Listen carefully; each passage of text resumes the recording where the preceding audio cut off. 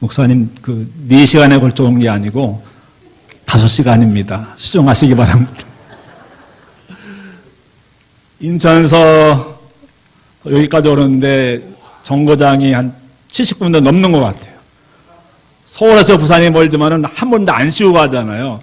근데 인천에서 여기 오는데 70분 이상을 서고 정말 산 넘고 물 건너서 운천까지 왔습니다. 또 그런 것을 아시고 또 제 설교 들으시려고 오후에 가지 않고 남으셔서 감사합니다. 네, 휴가차 왔습니다. 미국은 휴가가 목사님, 목회자에게 6주입니다. 한 달 반 휴가를 줘요. 그래서 가끔 한국에 나오게 되는데 이제 휴가로 나왔기 때문에 가능하면은 설교를 안 하려고 연락도 안 하고 또 사양하는데 그냥 어쩌다가 제 아내가 하겠습니다 해가지고 제가 서게 되었어요. 그래서 점심 맛있게 드셨죠? 저는 먹다 말았습니다. 오늘 예배 끝나고 나머지 먹을 겁니다. 이게 목사인 것 같아요. 제가 40년째 목회를 하고 있는데 아직도 어쨌든 여기는 제 교회가 아니니까 낯선 곳이니까 또 다 낯선 분들이니까는 부담이 많이 돼요. 떨려요. 또 제가 입은 옷도 빌려 입은 거예요. 여기 설교한다고 연락해놨는데 양복은 안 가져 나왔고 친구 목사님 그 빌려 입었는데 아무튼 말씀드리는 가운데 성령의 불이 임하지 않더라도 또 이슬 같은 성령께서 여러분의 심령을 촉촉하게 적셔주시기를 축복합니다. 제가 우리 목사님은 잘 몰라요. 친구라고 하셔는 잘 모릅니다. 근데 오늘 낮에 너무 좋았어요. 여러분도 그러셨죠? 여기 강단이잖아요. 제가 거짓말하면 안 되죠. 한 10년, 20년 만에 들은 설교 중에 제일 좋았던 설교 같아요. 우리 목사님 감사합니다. 제가 전에 있던 교회에 이제 새로 부임을 하게 되는데 코로나 기간 동안에 그래서 이제 신방하지 못하니까 전화로 이제 왔습니다. 부임 인사를 했거든요. 근데 첫 번 전화로 인사하는데 어떤 부부가 목사님, 우리 내에는 목사 복이 없는 것 같아요. 당황스럽더라고요. 처음 왔는데 목사가 인사하는데 그분들은 목사 복이 없다고 하는 거예요. 네, 여러분은 목사 복이 엄청난 줄로 믿습니다. 목사님은 제가 잘은 모르고 앞으로 잘 알게 되겠죠. 사모님은 좀 알아요. 사모님 때문에 목사님을 제가 만나게 되었거든요. 제가 줌으로 성경 공부를 합니다. 세미나를 합니다. 미국에서죠. 근데 어떻게 아시고 우리 사모님이 저에게 연락하셔가지고 저도 그 세미나에 참석하면 안 되겠냐고. 미국에 오시는 게 아니고 인터넷으로 줌으로. 저분은 성경교사라 유명하시잖아요. 성경 가르치시는 분인데 근데 저에게 뭐 전혀 모르는 사이인데 와서 배우고 싶다고 해서 4달, 5달 동안 매주마다 성경을 같이 공부를 했습니다. 그러신 분이세요. 여러분 사모님도 대단하시잖아요. 성경교사로는 뭐 얼마나 유명합니까? 그렇게 해서 사모님과 알게 되고 또 목사님과 알게 되고 그래서 운천까지 오게 되었네요. 뭐 목사님 사모님 아니면 여기까지 제가 올 일이 없죠. 너무 아름답고 제가 처음에 들어오는데 저는 우리 교회가 시청인 줄 알았어요. 가장 큰 건물이고 우뚝 서 있고 지붕이 둥그렇고 시청인가 보다. 근데 우리 감리교회라 제가 얼마나 자랑스러웠는지. 그래서 운천까지 제가 와본 중에 제일 북쪽까지 와본 것 같아요. 의정부 그 북쪽은 제가 와본 적이 없었는데 오늘 아침 일찍 일어나가지고 제가 차가 없으니까 또 목사님 깨울 수도 없고 그래 교회에서부터 걸어가지고 어디까지? 산정호수까지 걸어서 한 바퀴 돌고 돌아올 때는 시내버스 타고 돌아왔습니다. 할렐루야. 부활하신 예수님을 첫 번째로 만난 사람이 누구였습니까? 여러분 다 그 스마트폰, 핸드폰 가져오셨죠? 네, 들어보세요. 들으셔서 저를 찍으세요. 유명한 사람이거든. 찍으시라고. 예. 아마 오늘날 예수님이 부활하셨다고 한다면은 혹시 예수님이 부활할지도 모른다는 생각을 가지고 수많은 사람들이 예수님 무덤에 모였을 거예요. 그리고 다 뭘 하고 있을까요? 예수님 나오시는 그 순간에, 그 역사적인 순간에 사진 찍으려고 다 지금 기다리고 있는 겁니다. 그러겠죠? 역사적인 사진이잖아요. 기록에 남을. 그런데 예수님이 나오셨는데 썰렁한 거예요. 아무도 없는 거예요. 적어도 그 자리에 누구는 있었어야 됐어요. 제자들은, 그 중에서도 베드로라도 있었어야 되는데 그들은 죄송합니다. 집에서 자빠져 자고 있었어요. 부활절날 여러분도 나와서 예수님 부활을 축하하는데 제자들이 예수님 주변에는 나타나지 않았습니다. 그런데 누가 첫 번째 부활절 아침에 예수님 무덤에 왔었습니까? 막달라 마리아였어요. 막달라 마리아가 와서 보니까는 무덤이 비어 있는 거예요. 깜짝 놀란 거예요. 예수님 부활하셨는가 보다가 아니고, 누가 예수님의 시신을 훔쳐갔지? 걱정스러워가지고 놀래가지고 집으로 달려가서 베드로와 요한에게 이야기를 했습니다. 그래, 베드로와 요한도 너무 당황스럽잖아요. 황당하잖아요. 시신이 없어졌다고 하니까. 예수님 부활한 것은 상상도 하지 못하고 그래 무덤에 와보았습니다. 근데 실제로 무덤이 비어있고 예수님의 시신은 온데간데 없는 거였어요. 그런가 보다. 어떻게 된 거지?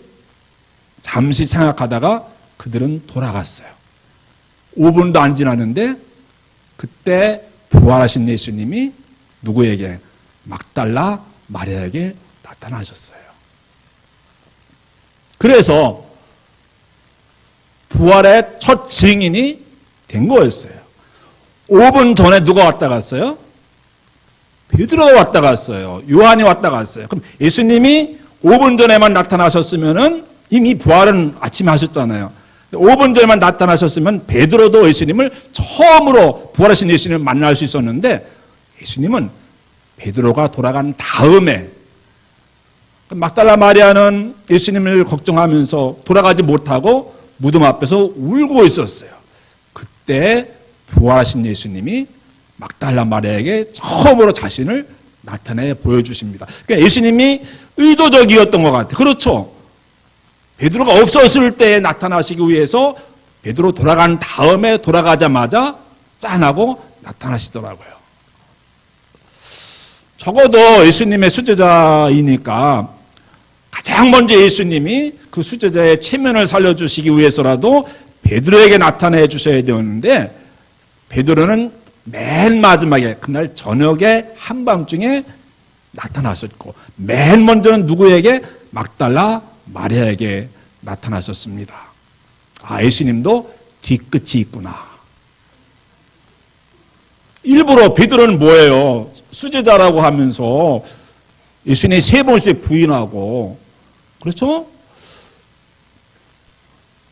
막달라 마리아와 몇몇 여인들은 그래도 혹시 예수님의 시신이라도 향품을 발라드렸다 해서 부활절 아침에 무덤에 왔는데 베드로는 무덤에 오지도 않고 예수님 십자가 달려 들어가셨을 때 베드로는 36개 주량랑 쳤지만은 누구는 몇몇 여인들은 막달라 마리아는 끝까지 남아서 울면서 예수님 죽음을 지켜보았고 무덤에 매장할 때에도 그 장면을 지켜보면서 통곡을 했었어요. 누가 그랬어야 되는데 베드로가 사실 그랬어야 되는데 막달라 마리아가 그랬던 거예요. 그래서 부활하신 예수님이 막달라 마리아에게 맨 먼저 자신을 나타내 보여주셨습니다. 그럼 막달라 마리아에게 예수님이 맨 먼저 자신을 나타내 보이신 것은 다 아는데 그럼 도대체 이 사람이 어떤 사람이에요? 막달라 마리아가 어떤 사람입니까? 복음서에 딱 3번밖에 이름이 안 나와요. 복음서마다 3번밖에 이름이 나오지 않아요.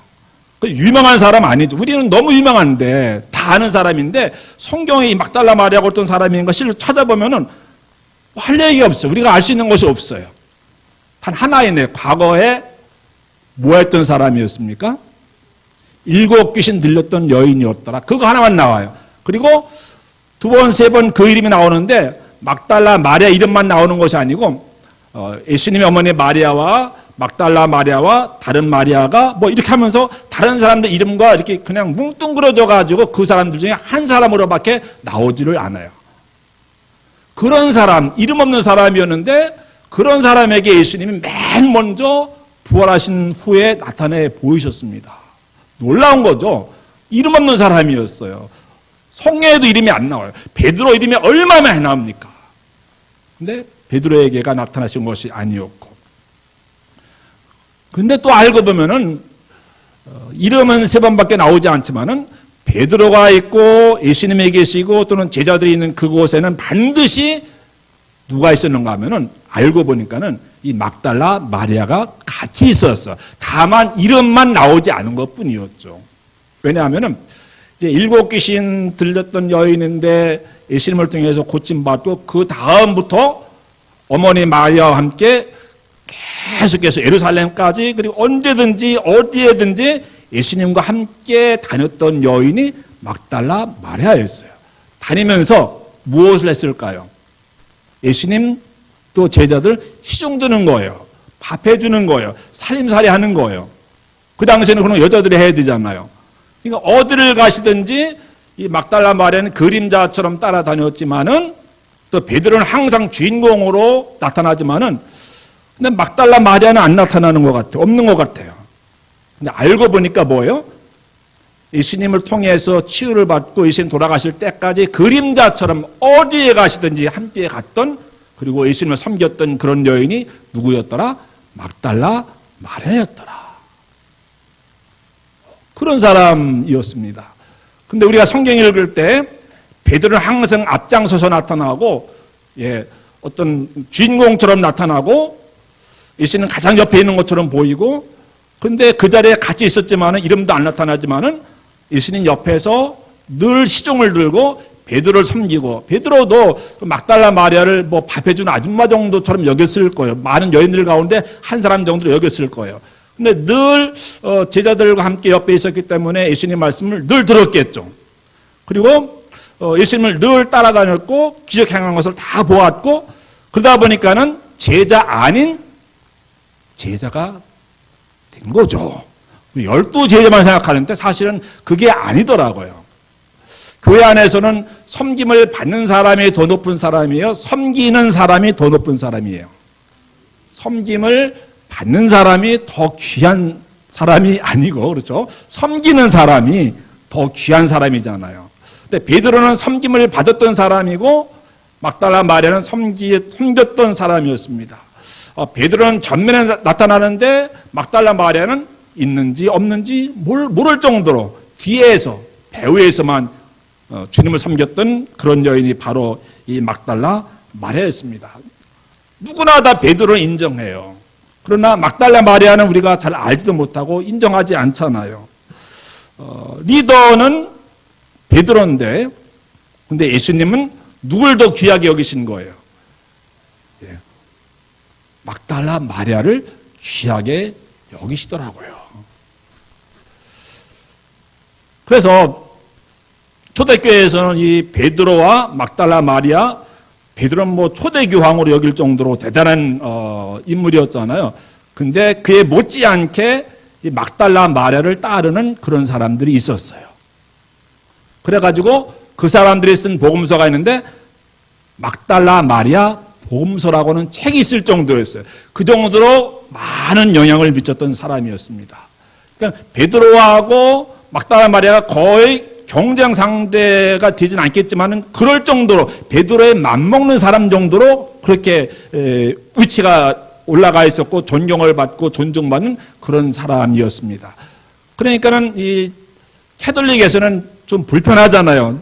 누가 최고인데 베드로가 최고인데 그 자리에 거의 이를 정도로 영향력을 발휘하는 미치는 그런 사람이 바로 막달라 마리아였기 때문에 불편했어요. 그래가지고 여러분들 영화를 본다든가 막달라 마리아에 관한 영화 있잖아요. 또 연극이라든가 뭐 소설을 보면은 이 막달라 마리아가 창녀로 나와요. 아마 창녀로 아시는 분들도 있을 거예요. 아니에요. 7 귀신 들린 여인이 창녀 짓을 할 수 있습니까? 만들어낸 이야기였습니다. 그 정도로 초대교회에서 큰 영향력을 미쳤던 사람이 막달라 마리아였습니다.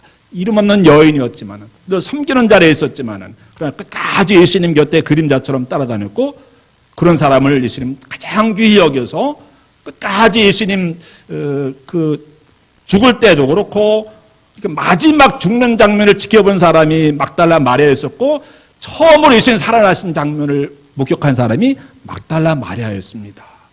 얼마나 귀한 여인입니까? 근데 우리는 베드로는 이야기하지만은 막달라 마리아는 별로 관심이 없잖아요. 아, 교회는 막달라 마리아 같은 사람에 의해서 이루어지는 겁니다. 여러분 안에도 막달라 마리아가 많이 있을 줄 압니다. 우리 교회에도. 또 여러분이 막달라 마리아와 같이 이름도 없이 빛도 없이 묵묵하게 자신을 드러내지 않고 누가 인정해 주지 않아도 좋고 그렇게 주님을 잘 섬길 수 있는 그런 우리 운천교회가 될 수 있게 되기를 주님의 이름으로 축복합니다. 이 막달라 마리아라고 했을 때 막달라가 동네 이름일 수도 있는데 근데 제가 연구한 바에 의하면 그 당시에는 막달라라는 마리아는 없었어요. 성지순례 가면 여기 막달라입니다 이야기하는데 그런 동네 없었고 막달라라고 하는 뜻이 망대라고 하는 거예요. 망대, 타워, 높이 솟아있는 타워 있잖아요. 그래서 이제 초대교회에서 이 마리아에게 이 사람은 정말로 이 타워처럼 탑처럼 우뚝 솟은 믿음의 여인이다 해가지고 별명처럼 붙여준 것이 막달라 마리아였다라고 그렇게 생각을 합니다. 훌륭한 믿음의 여인들, 우뚝 솟은 믿음의 여인들. 그냥 누구 알아주지 않아도 it's okay. 주님만 정말 사랑하고 섬기고 묵묵히 주님 따라가는 끝까지 주님을 섬길 수 있는 여러분 될 수 있게 되기를 축복합니다. 이렇게 이제 막달라 마리아에게 나타나신 다음에 죄송합니다. 그래가지고 천주교에서도 최근에 한 10년 전쯤에 이 막달라 마리아를 13번째 사도로 인정을 했어요. 초대교회에서는 베드로와 맞먹는 그런 사람이었으니까 깎아내리기 위해서 창녀였다라고 가르쳤다가 10년 전쯤에 우리가 잘못 가르쳤다 하면서 13번째 사도들에게 사도가 된 여인으로 그렇게 추앙해서 사도의 바늘에 오르게 된 사람이 막달라 마리아였어요. 이름도 안 나오고 누구인지도 잘 모르겠고 뭐 그런 아무도 관심 가져주지 않는 그런 여인인데 예수님이 이렇게 그러니까 베드로가 주인공이면은 이 막달라 마리아는 성경에서 지나가는 사람 행인이 뭐 이런 거 엑스트라였어요. 근데 엑스트라가 나중에 주인공이 되더라고요. 하나님 나라에서의 주인공은 누구다? 막달라 마리아 같은 사람. 하나님의 나라, 하나님의 교회 안에서는 절대로 누구도 엑스트라가 없는 거예요. 다 주인공인 거예요. 하나님 나라에서는. 그럼 이제 두 번째로 예수님이 나타나시는데 두 번째는 누구에게 나타나셔요? 첫 번째는 막달라 마리아였고 두 번째는 그럼 두 번째 정도는 누구에게 나타나 주실 만합니까? 베드로에게 나타나 주실 만한데 말씀드린 대로 베드로는 맨 마지막에 그날 밤 12시쯤 나타나셔요. 어디로 가서 이제 예수님이 엠마오라고 하는 마을로 내려가고 있었잖아요. 엠마오가 어딘지 아세요? 엠마오? 성경에 딱 한 번 나와요. 오늘 엠마오로 내려가던 두 제자에게 나타나셨더라. 엠마오라고 하는 마을. 근데 엠마오로 가는 두 제자가 있었는데 그들을 찾아갔어요. 근데 예수님은 단 한 번도 엠마오라고 하는 마을에 가신 적이 없어요. 복음서에 따르면은 늘 갈릴리 지방에서 이렇게 북부 지방에서 활동하셨지 뭐 예루살렘 밑에 예루살렘에서 뭐 한 20리 30리 정도 떨어진 곳에 엠마오라고 하는 마을이 있는데 그곳에 가신 적은 없거든요. 근데 부활하신 예수님이 왜 엠마오를 가셨을까? 엠마오 마을 우리 잘 알잖아요. 그 엠마오 마을로 예수님이 가실 아무 이유가 없는데 거기를 가시는 거예요. 왜 가셨을까? 또 엠마오로 내려가던 두 제자가 누굽니까? 베드로, 요한, 야고보 12제자 가운데 두 사람이었습니까? 아니에요. 근데 우리는 두 제자라고 불러서 12제자 가운데 어떤 사람인가 보다라고 막연하게 추측할 수가 있는데 그건 아니고 그 두 사람 가운데 한 사람의 이름은 나와요. 누굽니까? 예. 졸리세요? 글로바. 따라서 하시죠. 우리 목사님 잘 하시는데 따라서 하시게. 글로바. 아니, 예수님이 두 번째로 예수님이 부활하신 예수님이 자신을 나타내 주신 얼마나 중요한 사람인데 그 사람 우린 베드로만 아는 거야. 누구예요? 글로바. 한 사람은 글로바입니다. 또 한 사람은 누구였을까? 그 사람은 이름도 안 나타나요. 그럼 글로바가 누구였는지 아세요? 글로바? 도대체 이 사람들이 누구길래 그들을 찾아가셨을까? 또 그들과 함께 그냥 잠깐 만나시고 빠이빠이 이곳이 아니고 2시간, 3시간, 4시간 같이 길을 가시잖아요. 그러면서 성경을 풀어주셨잖아요. 성경에 예수님이 누구에게도 한 부부나 한 사람이나 어떤 사람을 만나가지고 3시간, 4시간 같이 시간을 보낸 사람은 없는 것 같아. 근데 이 사람들은 예수님이 오후 내내 예루살렘부터 엠마오까지 가는 3시간, 4시간 동안 같이 길을 가시고 그들에게 4시간 동안이야 사모님 성경을 가르쳐 주시고 성경을 풀어주시고 그 집에 부활하신 예수님 첫 번째 들어가셔서 축복기도 해주시고 그들과 함께 식탁에 앉아서 식사를 하시고 놀랍잖아요. 누구에게도 예수님이 그러신 적이 없는데 그럼 도대체 글로바가 누구길래 그 사람들을 그렇게 대하셨을까? 글로바. 근데 이 사람도 알고 보니까는 예수님이 십자가에 달려 들어가셨을 때 금방 말씀드린 막달라 마리아와 예수님의 어머니 마리아와 글로바의 아내 이 세 사람이 끝까지 그 자리를 지키고 있었어요. 근데 우리는 성경에 나와요. 성경 몇 번 통독하시 많이 읽으셨잖아요. 그런데 글로바는 그냥 스킵하는 거예요. 지나가는 거예요. 관심이 없는 거예요. 뭐 베드로나 마리아나 유명한 사람 나오면 있는가 보다 하는데 글로바 누구야 하고 그냥 지나가 버리는 거예요. 예수님이 누구에게 두 번째로 나타내 보이십니까? 글로바의 아내에게 나타내 주신 거예요. 글로바의 아내가 어디 살았습니까? 엠마오에 살았어요. 그래서 부활절 아침에 엠마오로 이 사람이 고향으로 지금 돌아가고 있었던 거예요. 그들을 예수님이 일부러 먼 길을 찾아가셔가지고 여러분 그 길이 얼마나 험한 길인지 아세요? 예루살렘은 해발 800m에 있어요. 쉽게 이야기하면 대관령 꼭대기에 예루살렘이 있는 거예요. 그런데 이 엠마오는 강릉에 있는 거예요. 800m 차이가 나는 거예요. 800m 저 높은 산에서 계속 내려가는 그 길, 그 험한 길을 따라서 예수님이 그들과 함께 끝까지 그들의 집에 이를 때까지 어두워질 때까지 같이 길을 가시잖아요. 누구에게? 글로바와 글로바의 아내였더라고요. 어떤 우리가 알고 있는 생각하는 그런 두 제자가 아니고 글로바라고 하는 사람. 누구였어요? 끝까지 예수님의 죽음을 지켜보던 예수님 곁을 떠나지 않았던 그런 여인이 글로바의 아내였습니다. 그래서 이제 그 엠마오로 가는 두 제자 사진이나 그림을 보면 두 남자가 예수님과 함께 걸어가고 있잖아요. 근데 다시 한번 생각해 보면은 글로바의 아내와 글로바가 같이 길을 가는데 부부가 같이 길을 가는 거예요. 그들을 찾아가셔서 그 부부와 함께 3시간, 4시간을 보내시더라고요. 더 이야기하면은 글로바를 찾아가신 것이 아니고 누구 때문에 그들을 찾아가신 것일까요? 글로바의 아내 때문에. 왜? 아까 막달라 마리아도 마찬가지였고 글로바의 아내도 마찬가지였고 끝까지 예수님의 죽음을 지켜보았던 그들을 지금 예수님이 부활하신 다음에 찾아가시고 있는 거예요. 그러니까 글로바의 아내를 찾아갔는데 그 옆에 글로바가 있었던 거죠. 근데 우리는 두 번째는 누구에게 나타나셨습니까? 글로바에게 나타나셨습니다. 글로바의 아내 때문에 글로바를 찾아가셨던 것을 볼 수가 있습니다. 그럼 우리도 잘 모르는, 제가 질문했을 때 아무도 몰랐잖아요. 그런 사람, 그런 무명의 사람. 그러나 끝까지 예수님을 섬기고 예수님을 따라가고 예수님께 헌신했던 그런 사람을 예수님이 찾아가서 만나주시더라고요. 우리 교회에도 이런 글로바의 아내 같은 그런 분들이 이름 없이 뒤에서 묵묵하게 섬기는 그런 분들이 많게 되기를 주님의 이름으로 축복합니다.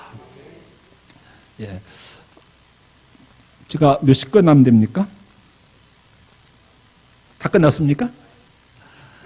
그 미국 교회에서는 20분 설교를 합니다. 15분에서 20분. 좋죠?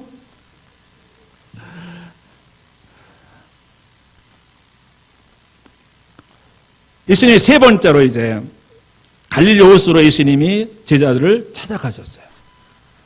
그리고 예수님이 손수 아침을 다 준비를 해 주십니다. 그때 아침으로 뭘 만드셨습니까? 원조 숯불 생선 구이가 거기서 나온 거예요. 원조회계. 2000년 전에 예수님이 제자들을 위해서 생선 구이 해 주셨잖아요. 그때 예수님이 베드로에게 뭐라고 물으셨어요? Do you love me? 내가 나를 사랑하느냐? 몇 번? 3번. 그러니까 다른 사람들이 다 뭐라고 생각했을까? 아, 베드로가 예수님 3번 부인했으니까 3번 물으시는구나. 이제 베드로 큰일 났다. 너 이제 수제자 탈락된 거야.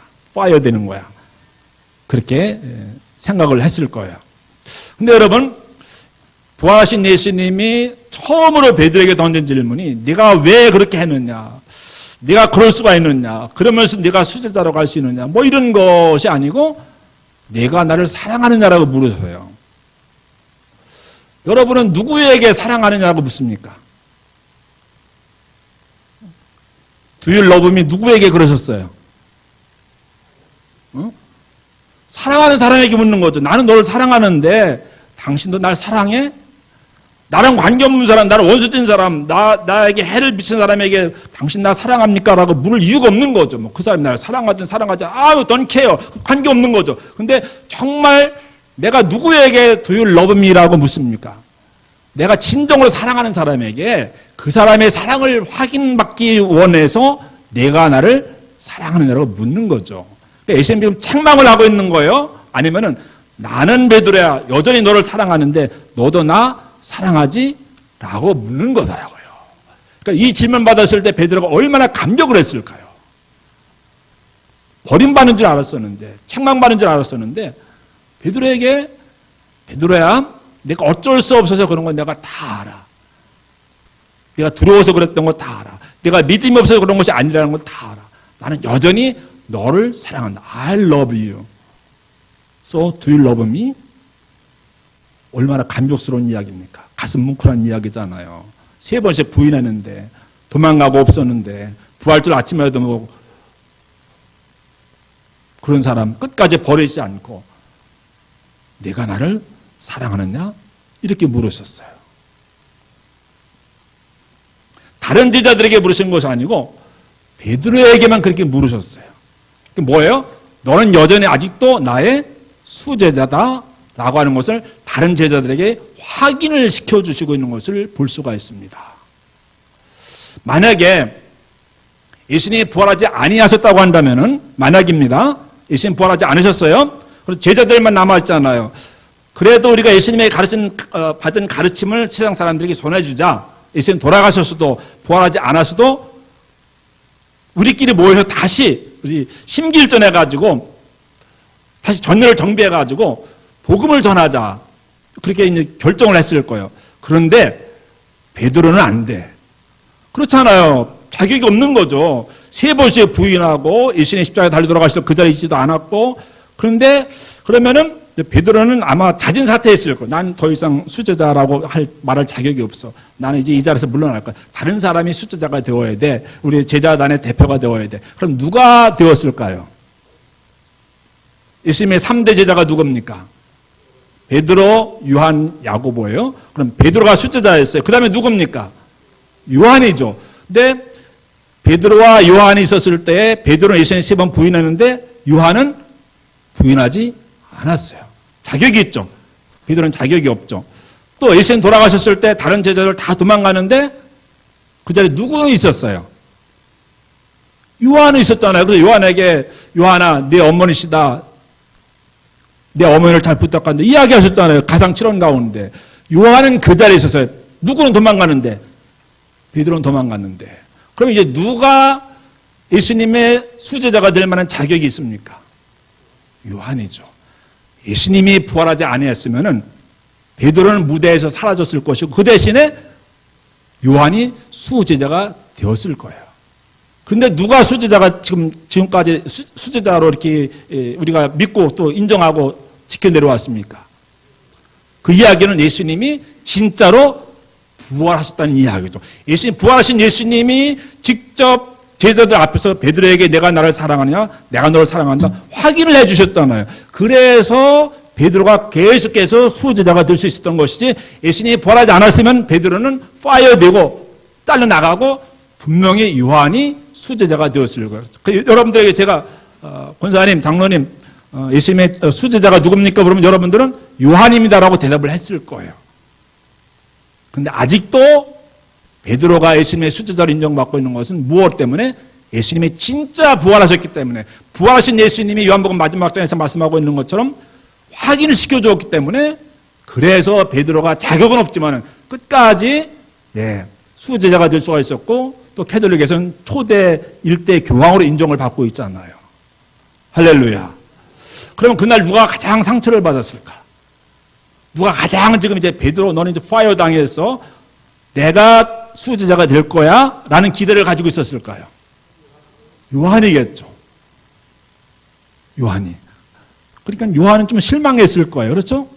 근데 교회 역사를 보면요, 베드로는 수제자였어요. 또 초대 교황이었어요. 또 예루살렘 교회 일대 담임 목사님이었어요. 그러면 이제 요한은 아무것도 없어요. 요한 아무것도 없어요. 어떤 그에게 주어진 직함 같은 것이, 타이틀 같은 것이. 그랬을 때 내가 당당히 이 베드로보다 모든 면에서 예수님의 수제자가 될 만한 자격이 있는데 왜 나를 인정하지 아니하시고 베드로를 계속 수제자로 임명하신 것일까? 좀 속상하고 원망스럽고 낙심이 되지 않겠습니까? 그런데 그러지 않았어요. 교회에서 내가 정말 장로가 될 자격이 있는데 왜 난 장로가 안 되고 왜 권사로 낄 수 있어야 돼? 뭐 이런 사람, 이런 경우 있을 수 있지 않습니까? 죄송합니다. 우리 미국 교회는 제일 좋은 가운데 하나가 목사님, 장로님, 권사님, 집사님이 없어요. 40년 교회 다녀도 장로님 없어요. 그런 직분이 제도가 없어요. 우리 한국 교회는 그게 있지 않습니까?